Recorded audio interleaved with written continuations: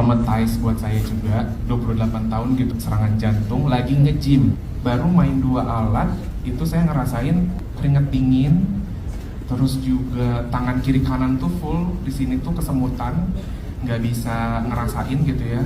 Terus waktu itu saya bilang sama teman saya, kayaknya gue mau keluar dulu deh, mau nyari udara, gue bilang gitu. Ternyata nggak kunjung reda tuh keringet dinginnya, tetap keluar dari ujung kepala sampai ujung kaki. Dan akhirnya di EKG lah. Dan ternyata pas di EKG bener ada, kalau misalnya orang yang serangan jantung kan kelihatan tuh ya, ada irama jantungnya yang beda gitu, yang nggak normal gitu.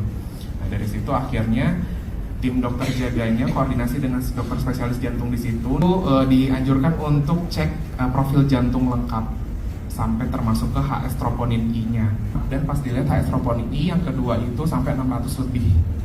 Nah itu udah tersangka IMA atau serangan jantung gitu. Pada saat itu nggak percaya, denial, perasaannya campur aduk. Waktu itu juga dokter juga nyaraninnya langsung untuk pasang ring, harus di kateter, harus apa segala macam dengan prosedurnya. Saya juga kayak nerima informasinya kayaknya terlalu bertubi-tubi ya. Waktu itu kayak lagi nge-gym, kok tiba-tiba langsung jadi appointment untuk pasang ring gitu. Kayak nggak masuk di otak saya waktu itu. Karena waktu itu diobservasi dulu di HCU 24 jam. Di situ ada cerita deg-degannya karena saya takut, namanya HCU kan teman-teman mungkin tahu ya, bukan biaya yang sedikit gitu.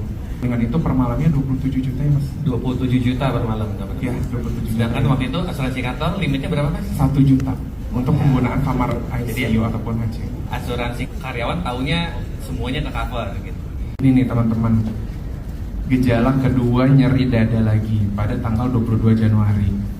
Akhirnya menyarankan ke saya, ya udah mas, rawat inap aja, kita langsung tindakan untuk CAG karena kita butuh untuk melihat pasti di dalam itu seperti apa dan sumbatannya itu berapa persen. Keakurasiannya CAG kan katanya melebihi daripada CT scan. Akhirnya saya serahkan ke tim dokter aja. Dari pangkal paha dimasukin selang, dari tangan kanan juga dimasukin selang. Pas dilihat ternyata pembuluh darah saya yang tersumbat itu adalah 1 titik dengan tingkat sumbatan itu 100%. Dan itu di pembuluh darah utama ya.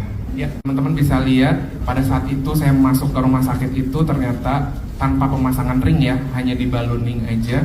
Itu total billnya 333.973.000. Di rumah sakit cuma 7 hari nih kalau nggak salah.